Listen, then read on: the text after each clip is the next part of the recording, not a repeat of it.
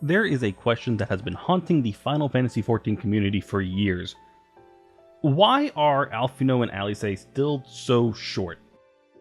How much time has passed since our Warrior of Light signed up to be an adventurer? The official answer is that it's just been one really bad year of escalating political tensions and the end of the world a couple times over. But come on, how realistic is that number? Well, today I'm going to try and find out how much time passes in Final Fantasy XIV. Hello world, my name is Atticus, and welcome to the 14 Timespan. We begin in Ul'dah, or Gridania, or Limsa, and I could go through one and call it canon, but I'm going to do my due diligence. You likely know already from the thumbnail and title, but today we're looking at starting in Ul'dah. The clock starts when the Warrior of Light becomes an adventurer, and all of the other players pop into existence, so we'll be skipping over the carriage ride into town.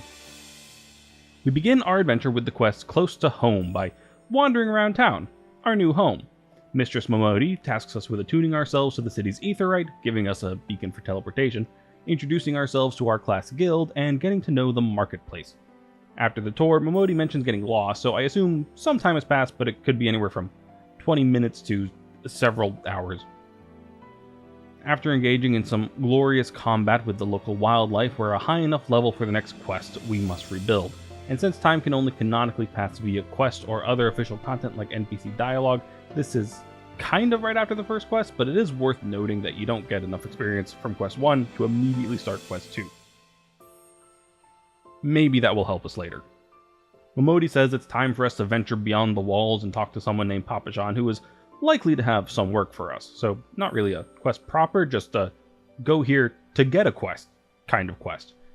And honestly a wild pick for our first real job here, but we'll get into that later. Down at the dispatch yard, Papa John has been expecting us, information that he likely could have gotten from a quick Link Pearl call. The quest he gives us, nothing to see here, has us delivering a Twilight pretzel to 3 sentries who crack some jokes but have nothing to report.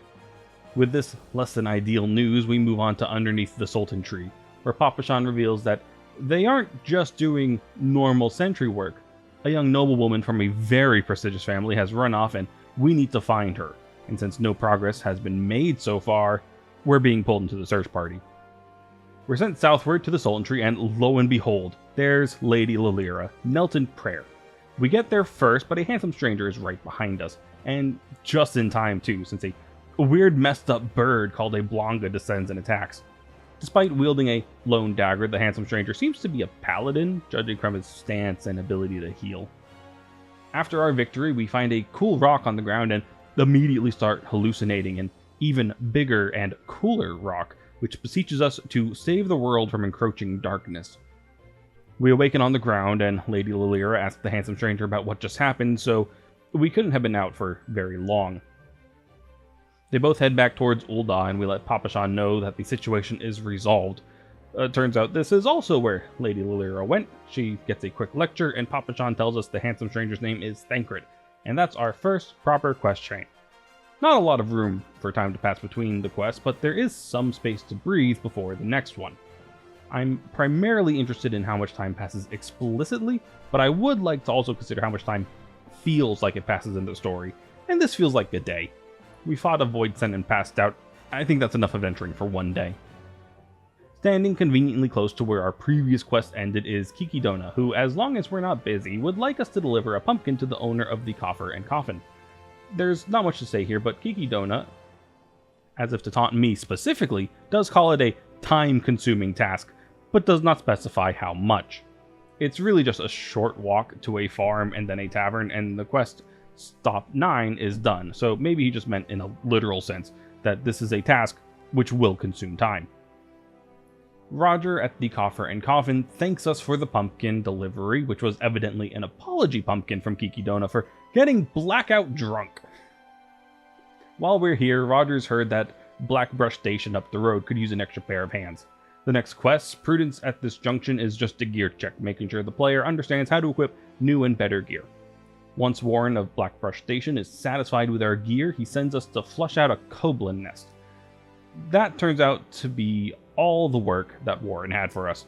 But the nearby Zuzumeta has some news to share with the altruistic adventurer. Our fame has begun to spread. Or he was standing nearby when we asked Warren for work. Regardless, he tells us about Whiston, an ambitious young man looking to change things in Ul'dah with the fortune he stands to gain from exclusive excavation rights to an untapped vein of ore right by the station. Just have to prove it exists first. Zuzumeda name drops Lord Lolorito as one of the wealthy elite who will not like that, and suggests we swing by the Coffin and Coffer to volunteer as a guard for Whiston's excavation team. Unfortunately, there are no spots left, but Whiston does have another job we can do, handing out cookies to some children. We might as well, and Whiston shares that he's trying to make a bunch of money and shake things up in Ul'dah. He wants people to be treated fairly, spread the wealth of Ul'dah to more than just a privileged few. As we're chatting, some brass blades he hired for the excavation burst in to let him know they found the vein. We hurry to the site in the excitement, but it turns out to be a trap. The brass blades were sent by the Syndicate to stomp out Whiston's ambition. Specifically, Lord Lolorito, as the lead brass blade lets out when a mysterious masked man summons a golem. The blades flee and we fell the big rock. Thancred runs up right after and remarks on how he missed all the fun, and then we have a vision of all the fun he was having, flirting with two ladies in the streets of Ul'dah and picking up rumors. The next scene in the vision has an ominous red orb in the sky, the moon Dalamud that fell 5 years prior to the start of A Realm Reborn, so likely these two scenes are not recent. But the third is of a recent etheric disturbance near the Sultan tree just before our first meeting. There's an interesting bit of characterization brought up in these quick scenes. For all of Thancred's suave air of confidence, he carries a lot of self-doubt. 5 years ago, he was content to leave the decisions to Louisoix. His role was whatever Louisoix told him to do, and he didn't have to worry about anything else. Now that Louisoix is gone, however, he feels that he has to step up and help fill those shoes, and he's worried that he's not good enough. When we awaken from our vision, Thancred is tending to Whiston and the excavation crew, who all fortunately seem to be fine. We return to the Coffin and Coffer and speak to Whiston again. He plans to leave Ul'dah, not willing to risk more of Lolorito's wrath, and recommends we speak with Mistress Momodi about how to evade his ire. She informs us that we don't have anything to worry about. No one knows that we were involved. She then invites us to rest a spell and unlocks the inn feature for us. We've been through quite a few quests now, and with the inn room unlocked and Mistress Momodi specifically recommending we rest, this feels like another day. The next time we speak to her, even if it's immediate, she says, "Look what the Curl dragged in," and I'm almost tempted to call it our first canon day, but I don't think the evidence is strong enough.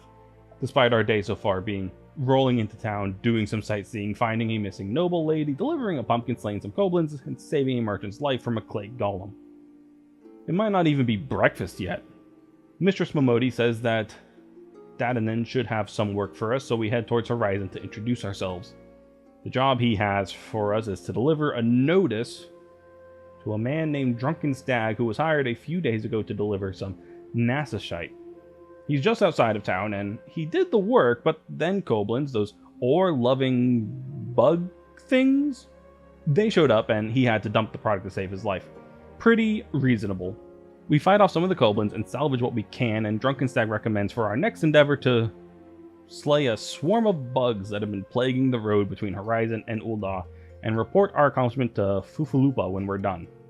We've had a couple of connected quests, but Fufulupa is finally going to give us our first proper quest chain, and it begins with tracking down a letter he sent to Captain Leofric in Lost Hope. He hasn't received a reply in some time and fears something may have happened to the courier. We head towards Blackbrush Station and find Cecily on the road tending to her chocobo's wounded leg. While she's dealing with that, she hands us the letter to carry for the final stretch. Leofric reveals that Lost Hope refers to all who stay in this encampment, refugees and guards alike, and us as well if we linger too long. He's no longer a captain, but Fufulupa still looks up to him as one. We talk to him again because he has the fancy quest marker above his head, and he says if we're insistent on trying to do some good, we could slay a bandit leader, Baron von Quiveron III Esquire, who has set up shop nearby. All the enemies out in the wild so far have been passive. They don't attack first, but now we start seeing aggressive enemies that'll shoot you with an arrow for walking too close. The world's become a bit more dangerous. We take out our mark and return to Leofric, who reveals his demotion was for refusing to play his part in the mummer's farce that is Ul'dah's prosperity, reserved only for the elite. He mentions the brass blades of the Rose need to look to someone else for guidance, since his time has passed, and has us deliver a dagger to Fufulupa. Returning to Horizon, Fufulupa says something very interesting. I received word from Captain Leofric the other day. Period. Thank you for delivering the letter for me. Technically, these can both be true statements without a day having passed. It'd be weird, but it's possible. I'm marking 2 days as having passed in the more vibes-based time span, but I'm keeping it as day 1 on the strict canon time span, both for the fact that the statements can be true without time passing, and also because if it's been a long day, I might use the phrase the other day to refer to something that happened that morning. It's the strongest evidence we've had of time passing so far, but I don't know if it's strong enough to count. If you do, though, feel free. While he doesn't believe he is worthy, Fufulupa accepts the dagger, a symbol of the captain of the brass blades of the Rose. His next task for us involves guarding some thaumaturges. We speak to Todoruna about helping out, and he is none too pleased, mentioning that he heard nothing from Captain Baldwin about this, and that the captain said trusted men only. How suspicious. Todoruna's partner, Nunuzofu, does have a task for us, though. We're to deliver a message to Raph in Crescent Grove. Raph's response to our message, a request for some fresh fish, is one of fear. While we met some decent members of the Brass Blades, we know they aren't all so honorable, and it would seem that this Captain Baldwin isn't one of the good ones. Nearby, a resident of Crescent Cove named Marilda overheard something most alarming and feels that a random passing adventurer is the only person she can turn to. She overheard some bandits from Quiveran's Manse, the same bandits whose leader we recently took out, discussing collecting some stolen Nashashite from Copperbell Mines, the gem we helped Dad and then recover some of. We've been slowly picking out a whole conspiracy, and now those bandits are about to meet with some co-conspirators, and we have the opportunity to catch them red-handed. Fufulupa appears and is shocked by the news. He's prepared to march right in and arrest everyone involved. He runs off to inform Captain Baldwin, and Marilda informs us that Baldwin himself is their co-conspirator. We rush off to stop Fufulupa before his exuberance for the law lands him in some hot water, but we're a bit too late. Baldwin, Baron von Quiveron IV Esquire, and a couple of brass blades attack. Leofric appears once the fighting is over and sets Fufulupa's heart at ease. There are some bad men in the Blades, but there are also good ones, like Fufulupa, who need a role model to look up to, a shining example of peacekeeping done with honor and integrity, and that's why Leofric passed the dagger onto him. With Baldwin stripped of his rank, Fufulupa steps up as temporary captain, a position I suspect will last longer than the name suggests. With that grand conspiracy behind us, we speak to Fufulupa again, and he mentions a search into the full extent of Baldwin's corruption, a thing that could have been going on and what Leofric was up to before he appeared. But Fufulupa has uncovered one more loose end that needs to be addressed. A letter to a man named Owen, a member of the Sultan Sworn Elite, a man whose honor should be above question. But why then correspondence with a scoundrel like Baldwin? Fufulupa dares not even open the letter, but given the events of, quote, recent days, he now knows with whom he can trust this potentially important letter. The conspiracy to smuggle Nashashite had been ongoing by the time we got involved, so while this does seem like further proof that the questline has spanned at least 2 days, I'm not confident enough to mark any time as having canonically passed. We are to deliver the letter to Mistress Momodi, who doesn't suspect Owen of treason at all, but there is something that this letter might be about. We risk a lot just knowing about this, so she asks us if we're sure, and oh yeah, we're sure. The Sultana's crown has been stolen, and it was stolen while Owen was guarding it. This isn't a letter between conspirators, it's a ransom note. So we deliver it to Owen. He's determined to pay the ransom, but he doesn't want to meet the thieves alone. An entire host of Sultan Sworn would be too obvious, so he asks us to accompany him to the Unholy Heir, a big tree that I've got to look into to know how it got that name. The ransom wasn't an unseemly sum of cash, it was the last ingredient needed to create an army of the undead. And Owen just kind of hands it over. The ransom paid, the thieves decide to kill us. The Papashan and a few Sultan-sworn elites show up just in time to even the odds. A big fight breaks out and we emerge victorious. Papashan explains that Owen was spotted sneaking into the vaults and they were keeping an eye on him. That's how they were able to make such a timely arrival. More thieves are spotted to the north and all the Sultan-sworn give chase, leaving us alone to ponder the tree. The masked man who summoned the golem appears once more and gifts us a gargoyle to fight, stating that our very existence imperils the plan. Thancred shows up to help us fight, and we bring both Gargoyle and Masked Man low.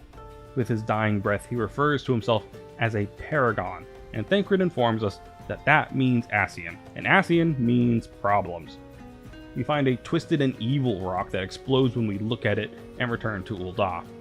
Papashan explains that he was once a Sultan-sworn, but has since retired and took up a post as station master, where we first met him. The Sultana herself comes to greet us and offer thanks for our efforts in retrieving the crown.